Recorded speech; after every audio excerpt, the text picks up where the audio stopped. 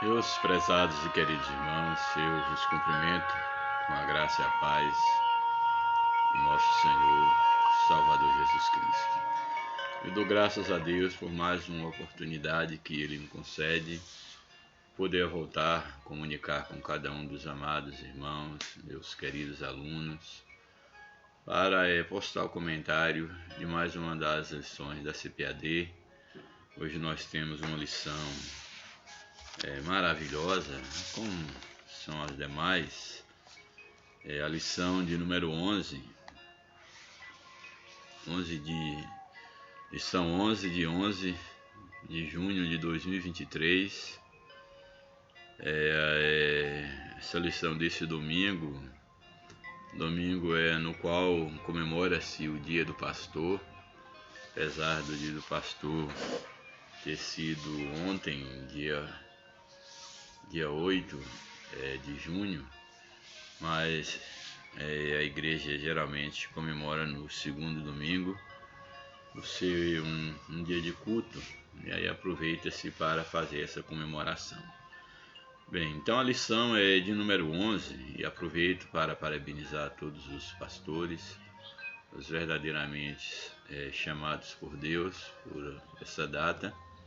Que Deus abençoe a cada um de vocês, que vocês possam cumprir com o vosso ministério segundo o chamado divino. Bem, nós estaremos hoje, então nós vamos para a lição. O título da lição de hoje nos apresenta o seguinte: os prejuízos da mentira na família. É uma oportunidade que nós temos aqui de tratar do tema que é a mentira, aqui tendo foco como o prejuízo da mentira na família, mas não ficaremos restritos à questão da mentira na família, mas faremos uma reflexão falando da mentira também na vida do homem, na vida do cristão, mostrando que esse mal ele deve ser combatido. Nós devemos ter muito cuidado com a inverdade, com a mentira, uma vez que a Bíblia inclusive classifica como o diabo como sendo o pai da mentira. E hoje nós temos o desafio do homem aí hipermoderno de viver numa sociedade, num contexto social, onde a mentira ela se tornou algo comum em quase todas as nossas relações. Se nós olharmos na política, o que prevalece é a mentira. Nos demais espaços sociais também não é diferente, e às vezes até mesmo dentro da religião ou da igreja. É necessário que nós entendamos que não existem níveis de mentira que venham até a aprovação divina. A mentira, ela é a mentira, e Deus condena toda espécie de mentira.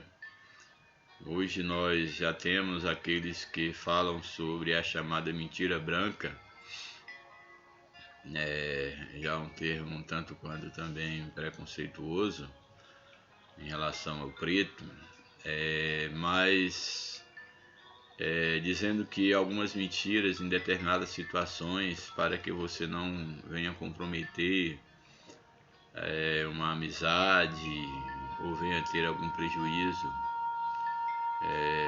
pessoal, que algumas mentiras elas são necessárias. Porém, nós temos que defender enquanto cristãos, conhecedores da palavra de Deus, que à luz da Bíblia a mentira é a mentira. Tanto a mentira de maneira deslavada é combatida diante de Deus, como a tal da mentira branca, como a omissão, como a conveniência,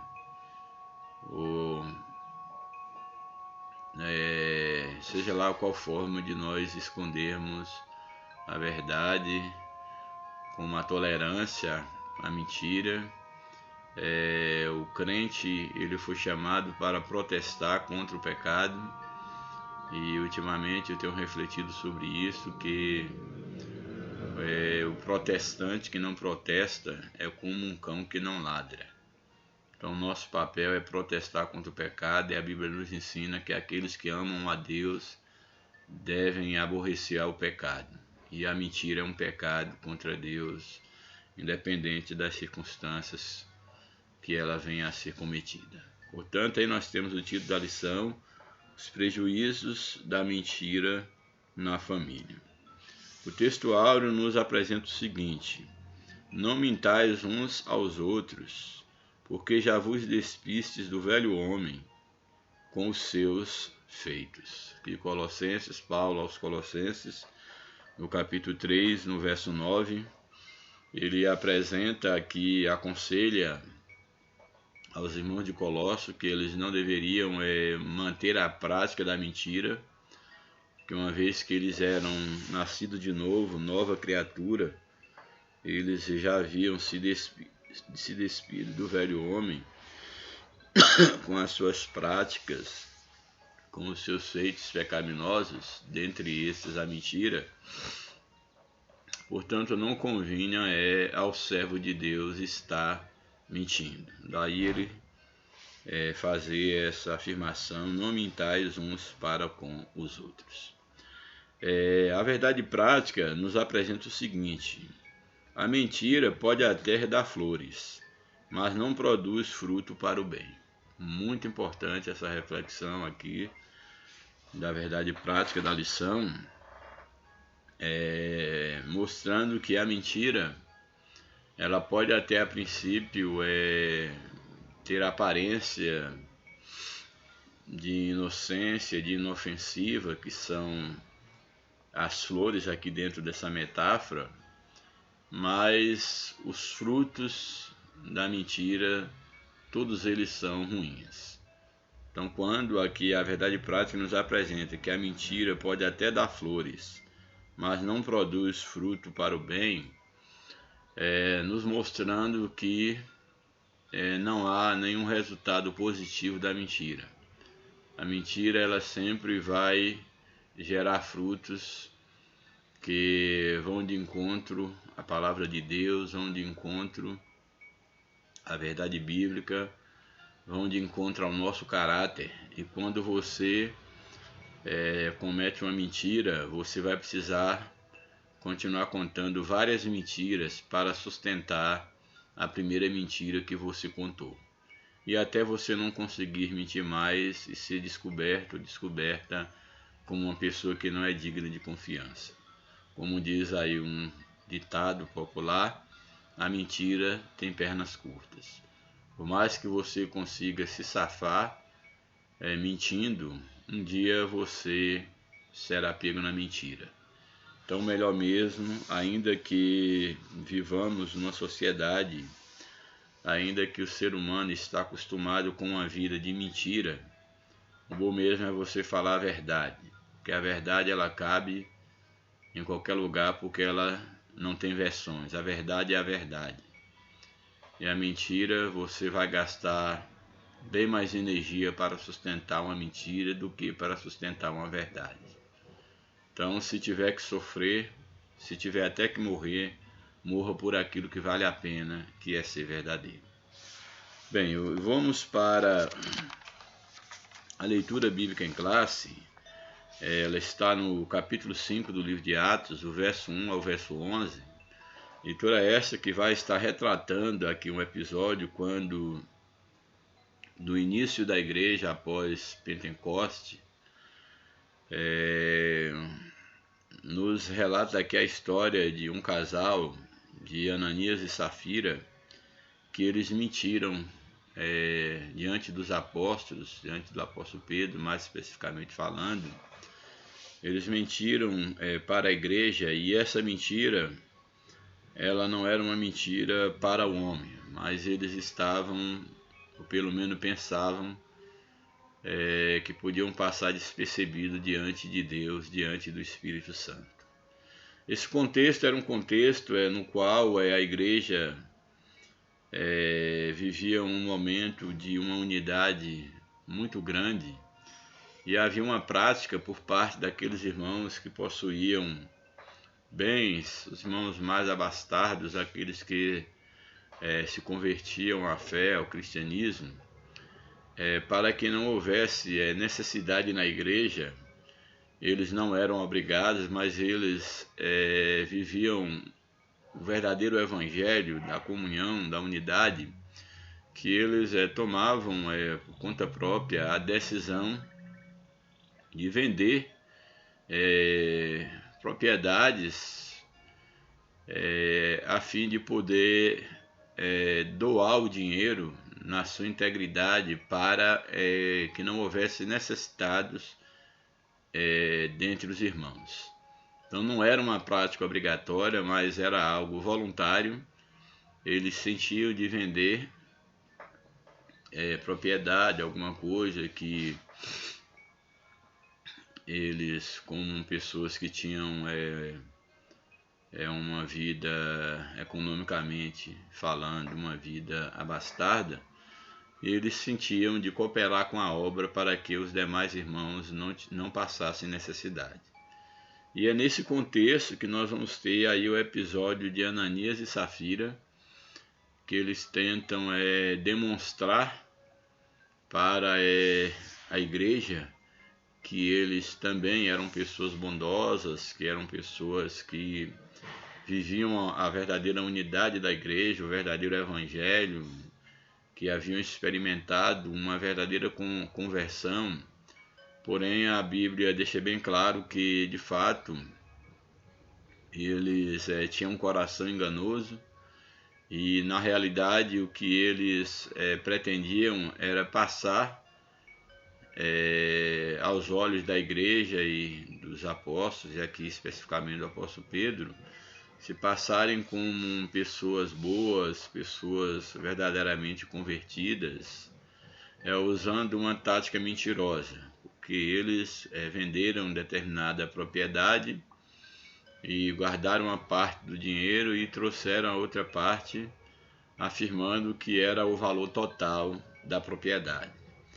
Então aqui é bom deixar bem claro que não havia nenhuma lei, nenhuma ordenança que eles deveriam vender suas propriedades, não era uma exigência da igreja, mas era uma prática daqueles que se convertiam e tinham posses. Eles tomavam tal atitude de forma voluntária. Mas o que acontece é que, de fato, o pecado aqui de Ananias e Safira não estava em eles ter dado uma parte do dinheiro, não necessariamente. Eles poderiam muito bem chegar diante dos apóstolos e dizer: vendi por tal a propriedade e vou estar dando tal para contribuir. Sendo verdadeiros, poderiam dar 10%, 20%, 50%, tudo. Mas o grande problema aqui, que está em foco, é exatamente a mentira. E é algo que logo ao nascer ali da igreja, após Pentecoste, era necessário que dentro daquele contexto iniciante não houvesse nenhuma dúvida de que aquela obra era uma obra divina, de que os apóstolos eram homens chamados por Deus, cheios do Espírito, e que eles de fato tinham de Deus autoridade para darem prosseguimento ao ministério de Cristo aqui na terra. Às vezes alguém pode perguntar: mas hoje, por que tantos mentem e continuam dentro das igrejas? Nós temos que entender que a mentira continua sendo mentira. O contexto ali e o caso específico de Ananias e Safira era exatamente a questão de uma mentira para enganar os apóstolos, enganar a igreja, e para que ficasse provado de que aquela obra não era obra de homem, era uma obra de Deus.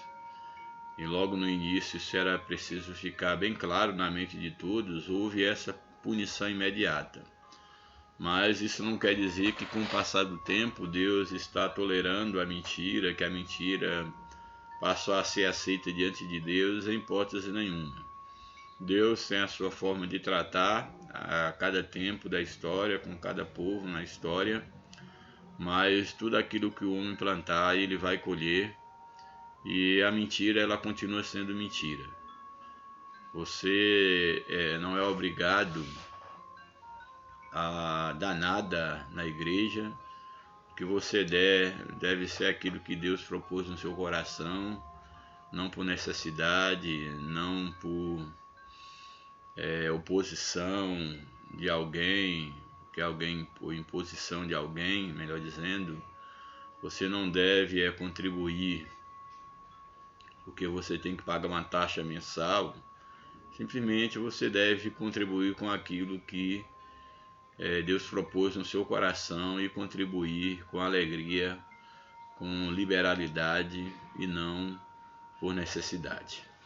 Bem, mas antes de nós lermos o texto, já que o texto aí de Atos capítulo 1, capítulo 5, verso 1 a 11, ele já começa com uma adversativa, um mas, e geralmente não é muito normal que se comece um texto com mas, o que mais dá uma ideia de que é um contraste com uma ideia que se afirmou anteriormente. Aí seria uma conjunção coordenativa adversativa,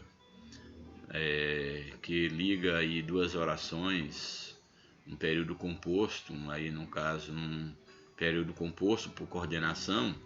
Então eu quero ler os textos, pelo menos 2 versos anterior aí a esse texto do capítulo 5, verso 1. Eu quero ler então os últimos textos de Atos, o capítulo 4, verso 36 e 37, para contextualizar o texto da leitura bíblica em classe. Bem, então em Atos, no capítulo 4, o verso de número 36 e 37 nos diz o seguinte: Então José, cognominado pelos apóstolos de Barnabé, que quer dizer filho da consolação, levita, natural de Chipre, verso 37, possuindo um campo, vendeu, trouxe o preço e o depositou aos pés dos apóstolos.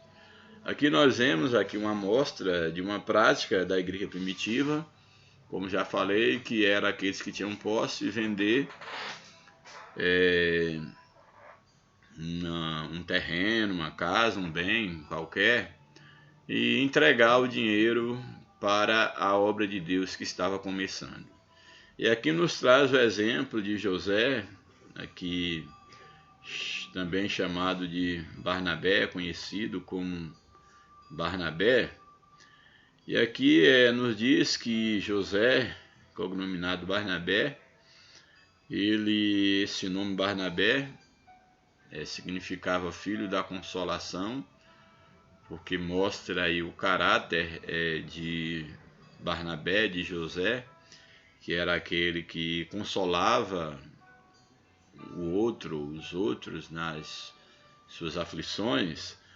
Então diz o texto que ele possuía um campo e ele vendeu o campo e ele depositou o preço do campo, todo o valor, ele depositou aos pés dos apóstolos, exatamente para que não houvesse necessidade entre os irmãos.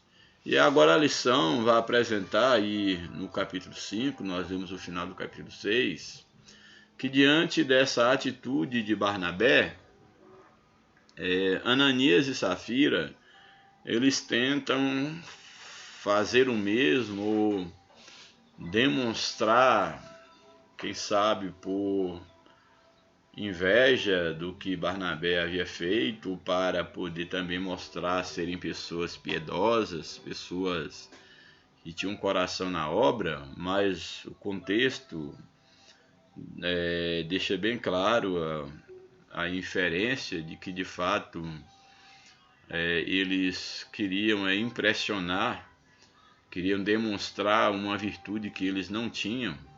Tanto é que o início desse texto ele aparece com uma conjunção adversativa, que traz ideia de oposição, mostrando o quê? Que Barnabé ele vende o campo, deposita o valor total aos pés dos apóstolos. E agora o texto diz: mas um certo varão chamado Ananias e Safira, sua mulher. Então, a mostrar um contraste. Um faz uma atitude positiva, e sempre quando nós deparamos com uma conjunção adversativa, um mais, um porém, entretanto, etc., geralmente a ideia que vai estar sendo apresentada é uma ideia contrária à ideia anterior. Então, como aqui estava falando de uma atitude positiva de Barnabé, quando se coloca um mais é para fazer um contraste, mostrando uma atitude negativa. Então esse é o contexto do texto que nós estaremos lendo aqui na leitura bíblica em classe. Então diz o texto: mas um certo varão, chamado Ananias, com Safira, sua mulher, vendeu uma propriedade. Ou seja, Barnabé tinha vendido, eles também venderam e tinha entregue o dinheiro aos pés dos apóstolos, à igreja, e também Barnabé, também Ananias e Safira faz o mesmo. Mas só que nós temos aqui o mais para contrastar com a atitude desse casal em relação à atitude de Barnabé. Então vou repetir: mais um certo varão chamado Ananias, com Safira, sua mulher, vendeu uma propriedade e reteve. Aí já vem o contraste.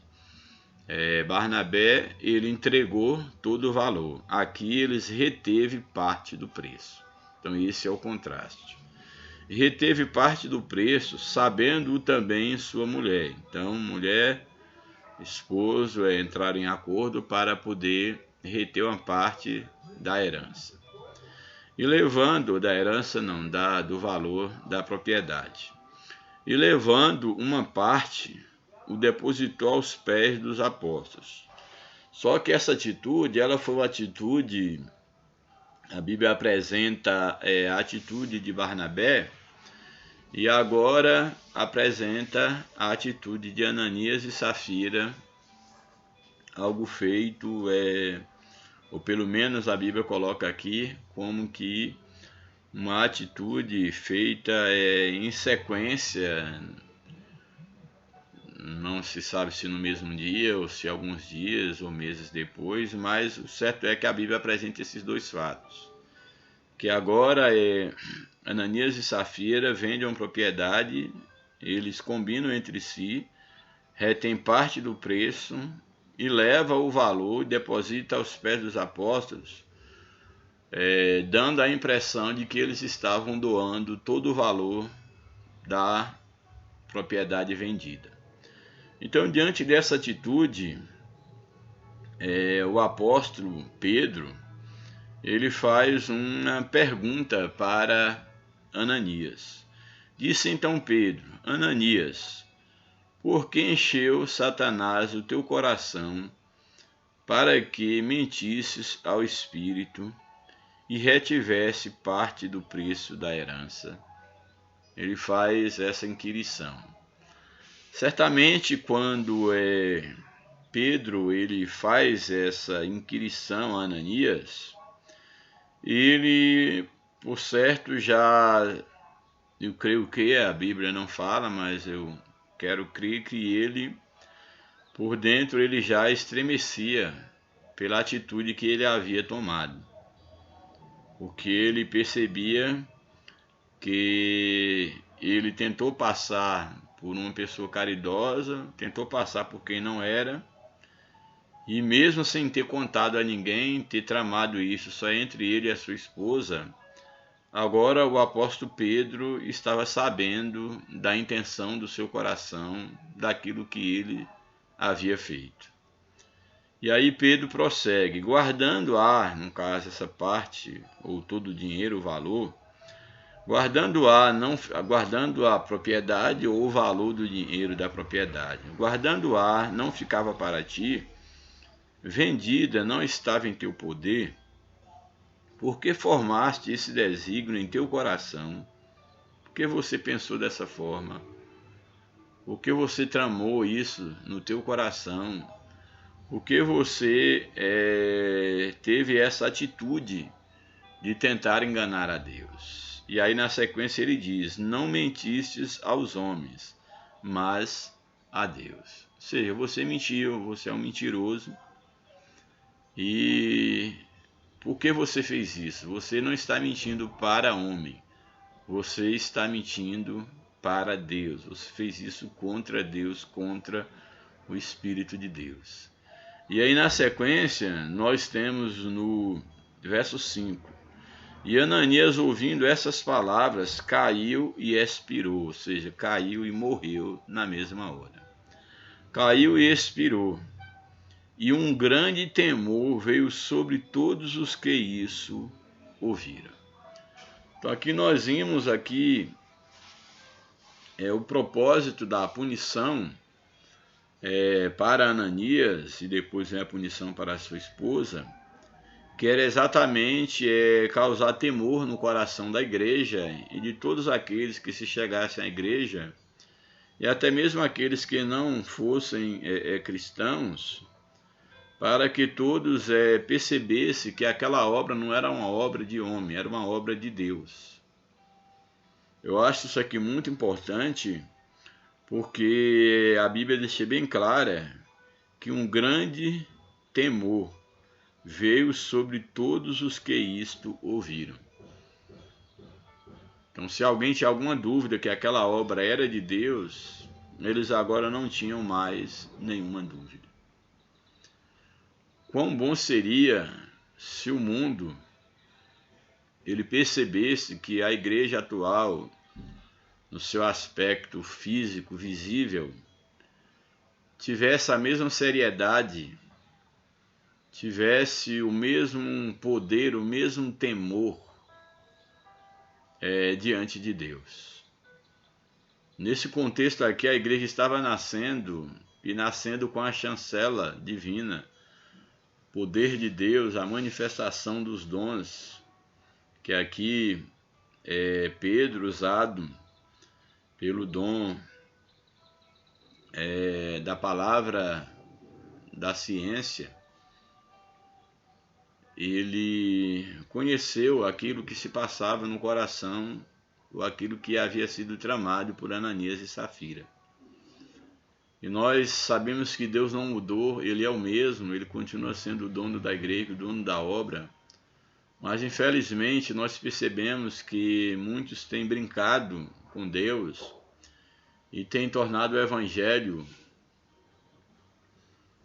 não o Evangelho em si, mas têm tornado a igreja, enquanto igreja evangélica, chamada cristã, em muitos lugares tem feito com que a igreja ela venha a perder a sua identidade, porque muitas das vezes, inclusive os seus líderes, aqueles que são os pastores, a liderança, eles deveriam zelar pelo temor, pelo respeito à coisa santa, e nem eles respeitam, e muito menos as suas ovelhas.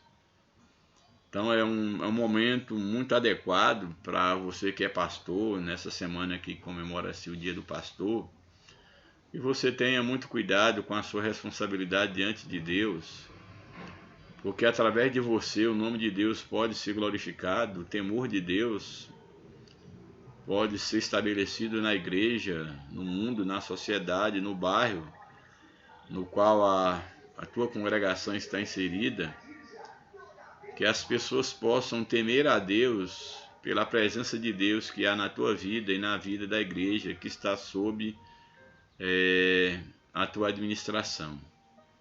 E não ser zombado o nome de Deus como tem sido zombado em muitas partes, infelizmente na maioria das igrejas, daqueles que se dizem cristãos, daquelas que se dizem igreja de Cristo. Pois a prática da mentira, da desonestidade, da ganância, de toda espécie de males são praticados tanto por membros quanto pela própria liderança. E aqueles que assim o fazem hão de pagar um alto preço diante de Deus. não estão morrendo fisicamente agora, mas com certeza já estão mortos espirituais. E estando morto espiritual, ao tombarem fisicamente, estarão mortos eternamente, separados de Deus, porque brincaram com as coisas santas. Então nós temos aqui exatamente que, ao acontecer esse episódio, um grande temor veio sobre todos os que ouviram essas palavras por parte do apóstolo Pedro. E aí no verso sequente, o verso número 5, e levantando-se os jovens que ali estavam na reunião, cobriram o morto Ananias, transpondo-o para fora e o sepultaram. Verso 7. E passando um espaço de quase 3 horas, entrou também a sua mulher, no caso Safira, não sabendo o que havia acontecido com o seu marido, com Ananias. Aí verso 8, e disse-lhe Pedro, dize-me, vendeste, portanto, aquela herdade? Agora agora Pedro, já sabendo o valor que Ananias tinha dito, que tinha vendido a propriedade e que ele tinha mentido, a pergunta de Pedro para Safira era exatamente se eles tinham vendido pelo valor que o seu marido mentiroso havia dito. E ela então disse, sim, foi portanto, sim, portanto. Então aí ela confirma, uma vez que já havia combinado com seu marido para mentir para os apóstolos. E aí o verso 9, então diz Pedro, então Pedro lhe disse, por que é que entre vós, ou seja, entre você e teu marido, vos concertastes para tentar o Espírito do Senhor? Por que vocês combinaram para mentirem? Eis aí à porta os pés dos que sepultaram teu marido, e também te levarão a ti. Essa foi a sentença agora que Safira ouvia. Olha, o seu marido já veio aqui com a mesma mentira que vocês combinaram, e ele morreu e foi sepultado. E esses moços que estão aí à porta foram os mesmos que levaram teu marido, que morreu por causa da mentira, e eles também levarão a ti. Imagine o pavor, se é que deu tempo Safira ter pavor. Mas diz que ao Pedro dizer isto, verso 10, e logo caiu a seus pés e expirou. Então logo Safira caiu aos pés de Pedro e morreu. Aqui é um eufemismo ao dizer aqui expirou. E entrando os jovens, acharam-na morta e a sepultaram junto de seu marido. A sequência nefasta para esse casal, para essa família, por causa da mentira, que é o título da lição. E o verso 11, e houve um grande temor em toda a igreja e em todos os que ouviram estas coisas. Aqui é o final aqui desse texto, já mostra agora que o temor veio não só apenas sobre a igreja, da qual Ananias e Safira fazia parte, ou pelo menos diziam-se participantes. Mas o temor, ele se espalhou para todos que souberam do acontecido. Então tudo isso mostra o perigo da mentira, de tentar mentir diante de Deus, e mostra os prejuízos que a mentira pode causar na família, e no caso aqui custou a vida do próprio casal. Bem, vamos para o comentário da lição. A introdução da lição nos apresenta: a história de Ananias e Safira foi marcada negativamente pela mentira que o casal proferiu no início da igreja. Ao longo da história da igreja pós-Pentecostes, no livro de Atos dos Apóstolos, um sentimento amoroso de partilha a respeito dos pobres dominava na igreja cheia do Espírito Santo. Para que os necessitados não tivessem carência, alguns dos novos convertidos que tinham posses negociavam suas propriedades e depositavam o dinheiro recebido junto aos pés dos apóstolos para a distribuição aos necessitados. Então, como falei, no nascedouro da igreja aí pós-Pentecoste, é um espírito de amor, de partilhar,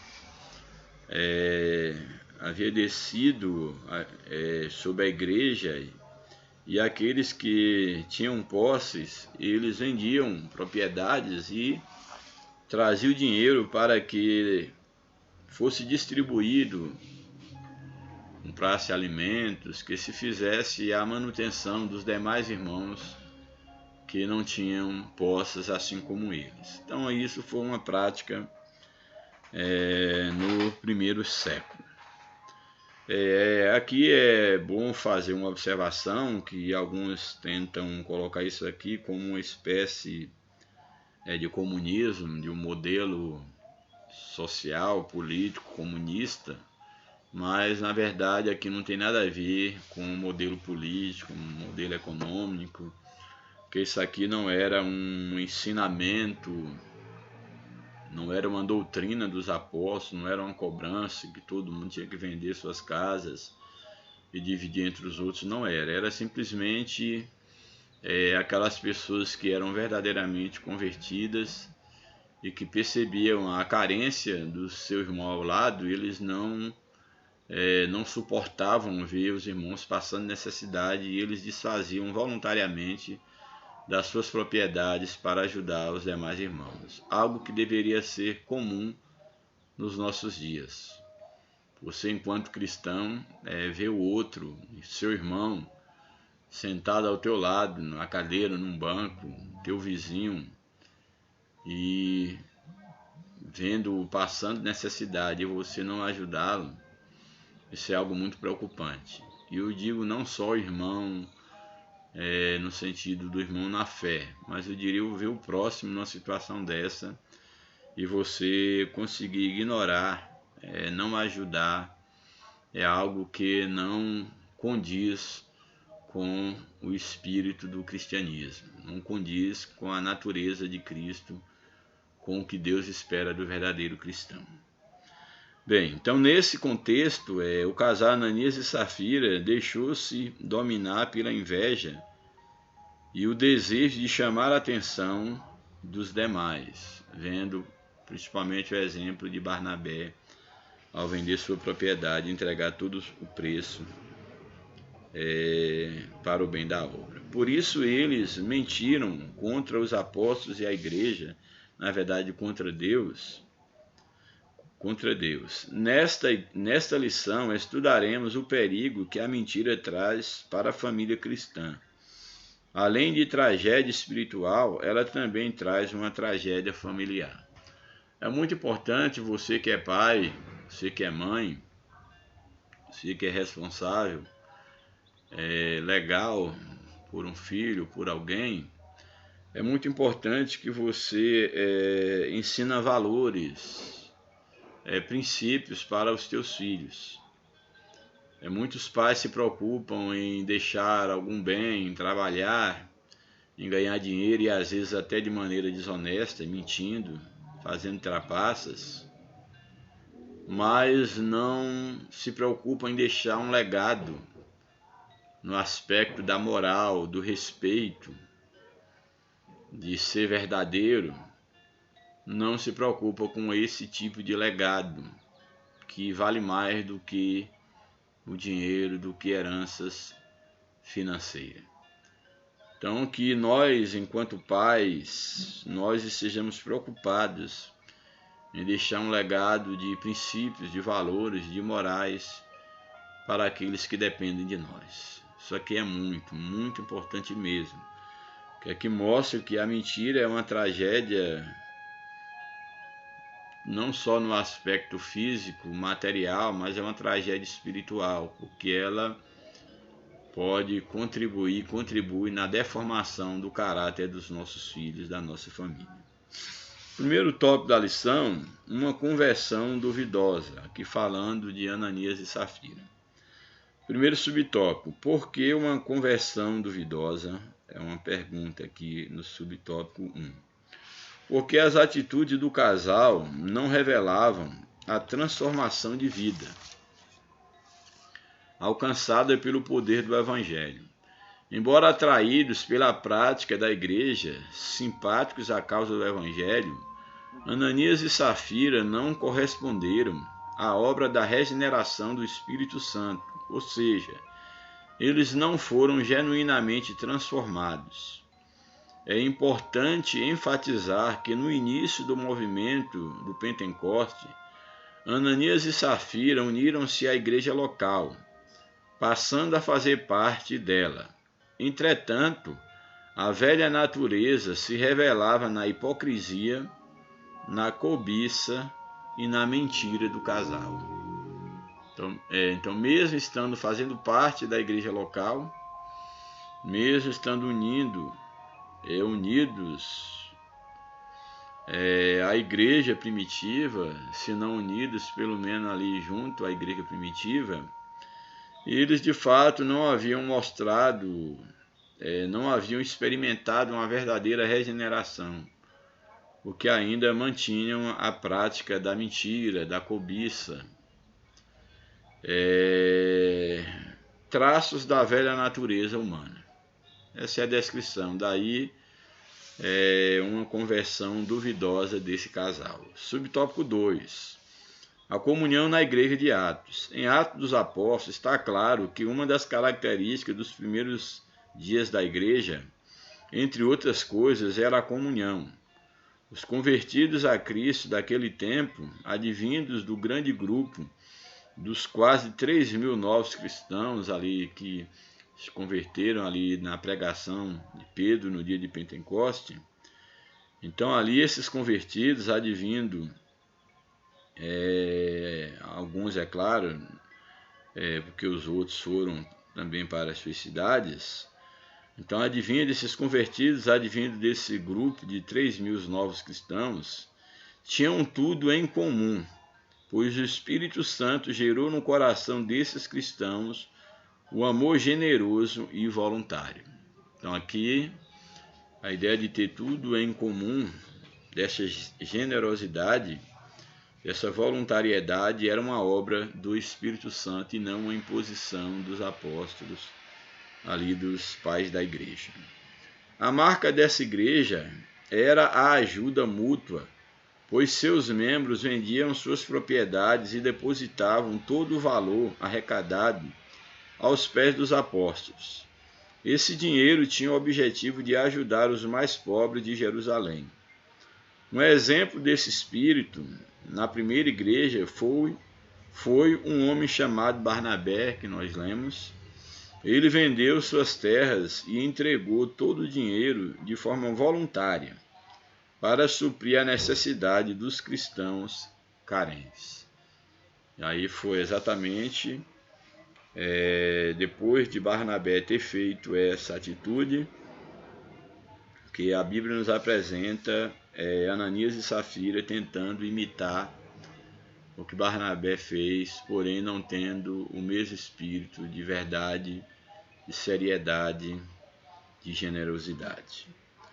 Subtópico 3. A inveja e a hipocrisia de Ananias e Safira. Quando viram o despreendimento generoso de Barnabé, Ananias e Safira encheram seus corações de inveja.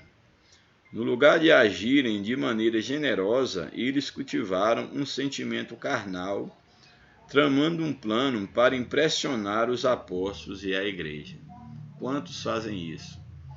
Tentam impressionar através de alguma coisa, querendo comprar a igreja, comprar a confiança da liderança, fazendo algo esperando benefícios decorrente da sua aparente generosidade.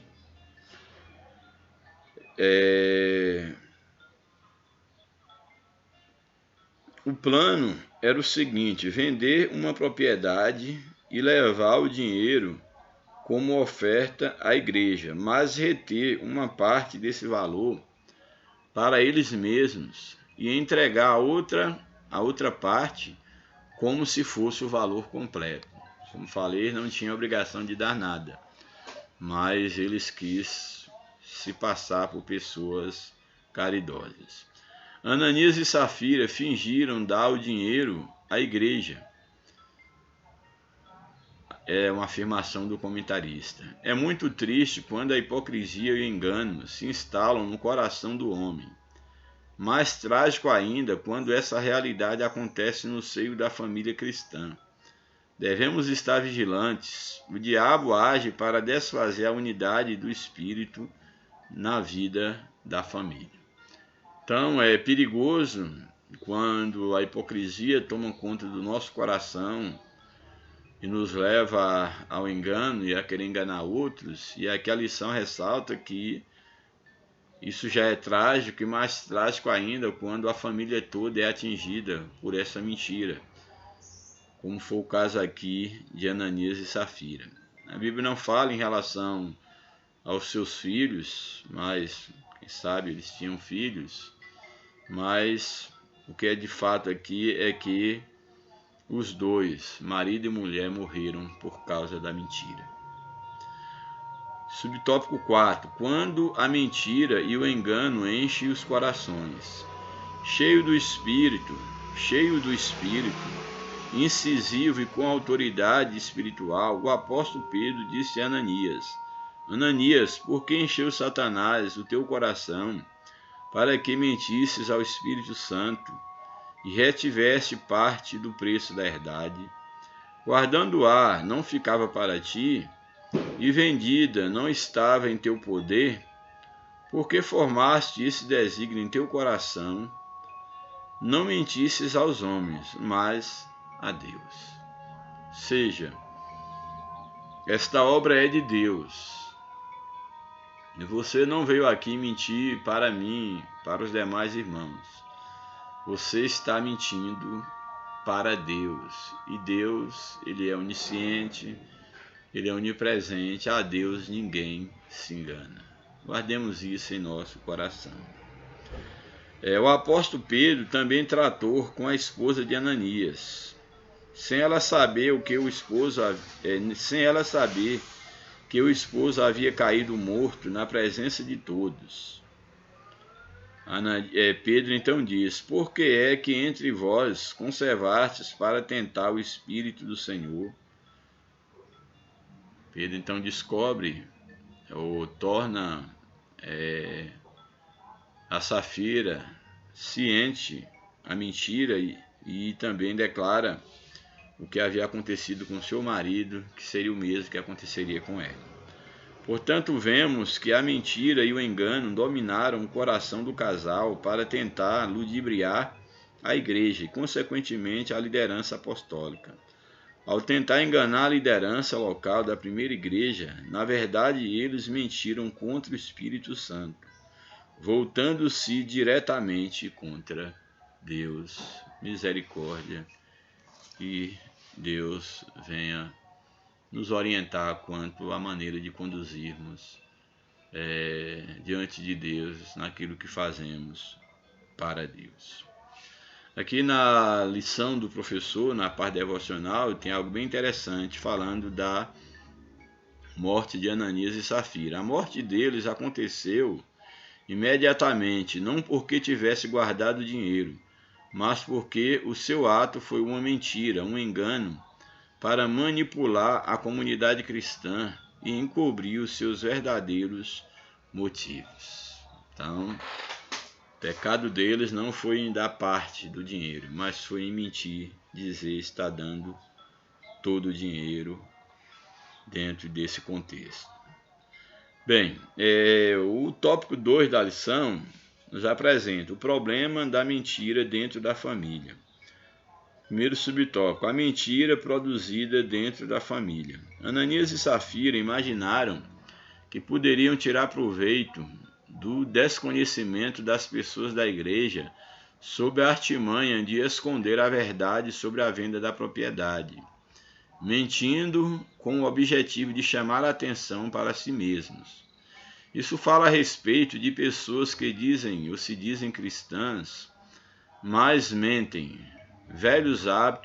mantêm, melhor dizendo, velhos hábitos da vida mundana. Então, aqui a mentira de Ananias e Safira, ela diz muito sobre pessoas que se dizem cristãs, mas mantêm práticas que não condizem com um verdadeiro cristão, mesmo que essas pessoas tentam aparentar serem cristãs. O Espírito Santo se entristece quando dentro da família, esposa, filhos e filhas, outros membros fazem da mentira um estilo de vida. Isso é muito perigoso.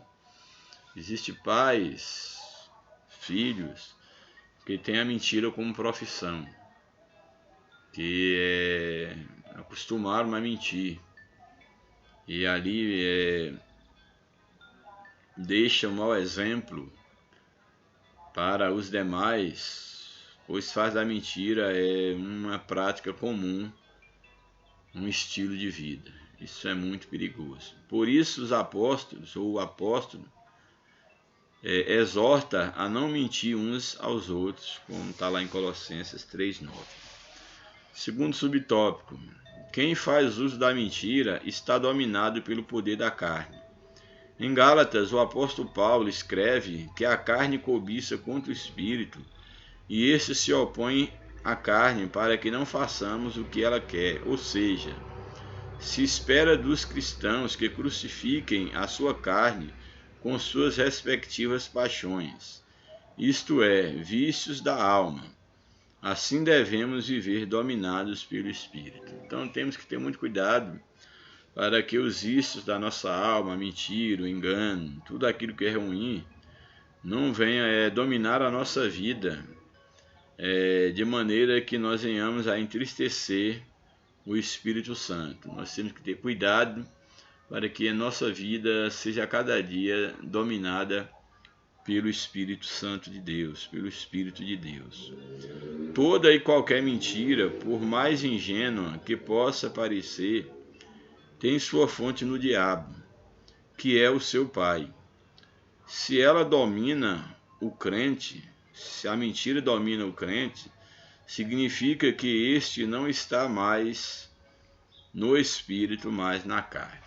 Então, se a mentira vier nos dominar, isso é uma prova de que não estamos mais no espírito, mas sim estamos na carne. Aqui a lição do mestre traz um auxílio à vida cristã, falando sobre o pecado de Ananias e Safira, diz o seguinte: o pecado que Ananias e Safira cometeram não foi o da mesquinhez, serem mesquinhos, mas foi exatamente o de achar que pudessem mentir para Deus. Esse foi o pecado. Eles poderiam enganar a Deus, mentir diante de Deus. Esse foi o pecado deles. Isso aqui é bem importante observarmos. Toda mentira é ruim, mas quando mentimos para tentar enganar a Deus e a seu povo sobre o nosso relacionamento com Ele, destruímos nosso testemunho a favor de Cristo. Então, tenha muito cuidado com a mentira.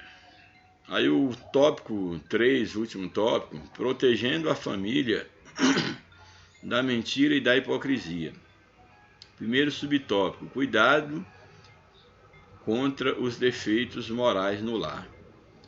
Quando se permitem certos defeitos morais, como a prática da mentira, do fingimento e da hipocrisia, dentro de um lar, essa família está fadada ao fracasso, quando é cultivada essas práticas. Hipocrisia, o fingimento, a falsidade, a mentira. A família está fadada ao fracasso. Semelhantemente ao que aconteceu com Ananias e Safira, no Antigo Testamento, lemos a história de uma família israelita cujo chefe era Acã, que, dominado pela cobiça e pela hipocrisia, ele furtou certos objetos da cidade de Jericó, considerados amaldiçoados, e que por isso Israel não deveria tomar como despojo. Quando Israel lutou contra Jericó, que ali houve a queda das muralhas, Acã ele pegou alguns bens, e os bens daquela cidade eram considerados anátema, amaldiçoado, não poderia se pegar nenhum bem. Ele pegou e escondeu na sua tenda.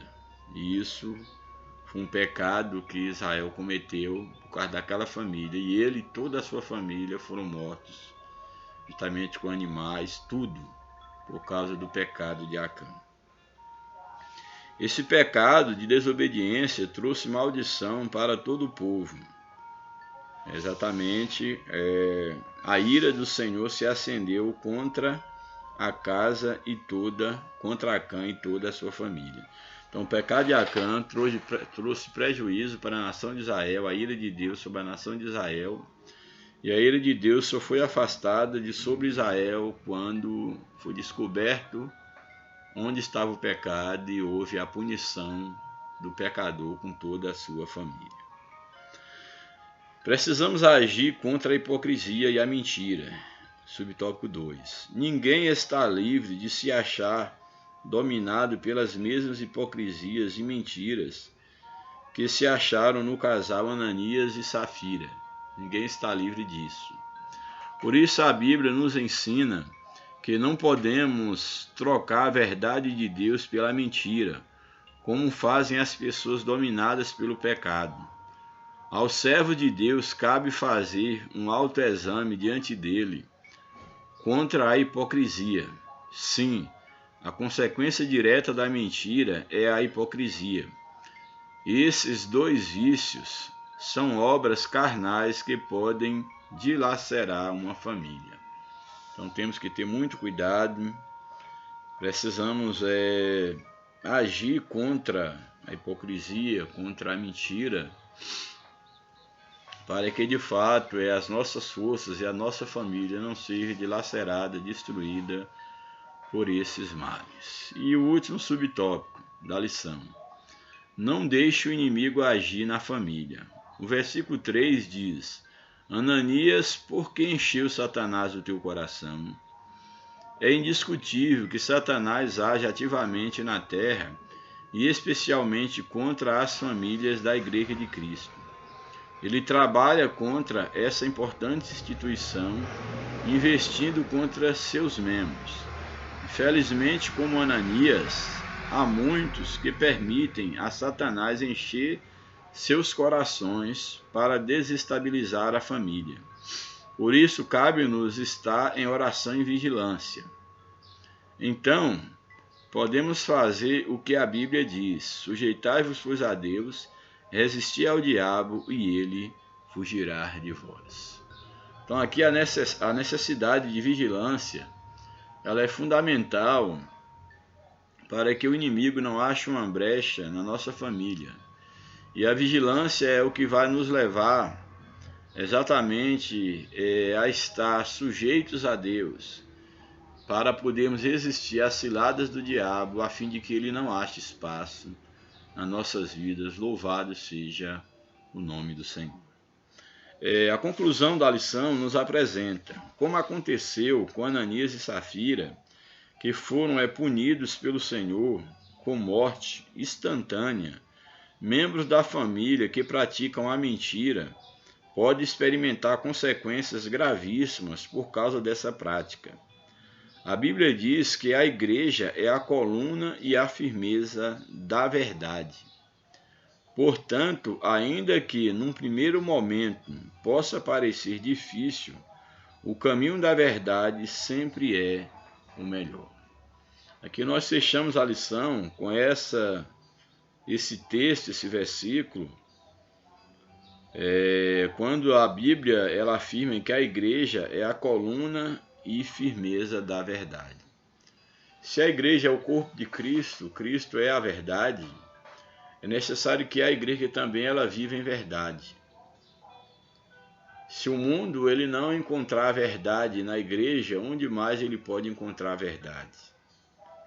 Então é necessário que nós tenhamos cuidado enquanto cristãos e que nós devemos ser referência para o que é verdadeiro que a igreja ela é chamada como coluna e firmeza da verdade, e que nós temos que honrar o nome de Deus que nós carregamos sobre nós, e que nos nossos negócios, nas nossas ações, que no nosso relacionamento com as pessoas e com Deus, que nós busquemos ser verdadeiros. Você não é obrigado a dar nada para Deus, mesmo porque Deus não precisa de nada de você. Mas o que você não pode é tentar enganar a Deus, mentir para Deus, quanto à sua identidade, quanto ao seu caráter, quanto àquilo que você faz, porque ninguém escapa dos olhos de Deus. Você não pode ter uma dupla identidade de cristão e mundano. Você não pode, no seu coração, pensar que você pode enganar a Deus. Que Deus nos guarde, que eu e você não venhamos a cair no erro de achar que nós podemos esconder alguma coisa de Deus. Que Deus ele venha ter misericórdia de nós, venha nos perdoar aqueles momentos em que nós mentimos para Ele, que nós tentamos fingir ser aquilo que nós não somos, fingir para o mundo, fingir para a liderança, fingir para o outro, e até mesmo fingir diante de Deus. É um estado de espírito que de fato não corresponde à nossa realidade. Então que Deus nos ajude, que Deus nos abençoe, que nós possamos ter aprendido minimamente nesse momento em que aqui passamos, que os prejuízos da mentira para a família são grandes. Os prejuízos da mentira para a nossa vida pessoal, para o nosso relacionamento com Deus, eles são incalculáveis. Que Deus nos abençoe, que o Espírito de Deus fale profundamente ao teu coração, ao meu coração, que nós possamos viver de uma forma desnudada diante de Deus. Meu abraço, meu desejo é que Deus abençoe a tua vida, da tua família, e que a cada dia nós possamos viver para Deus, e que a bênção de Deus esteja sobre a tua vida, sobre a vida da tua família, trazendo salvação, trazendo libertação, e que nós possamos valorizar mais a nossa comunhão com Deus, sabendo que servimos a um Deus que tudo vê, nós servimos a um Deus que Ele é Senhor da nossa vida, Ele é Senhor da igreja. Que Deus nos abençoe, um abraço e a paz do Senhor.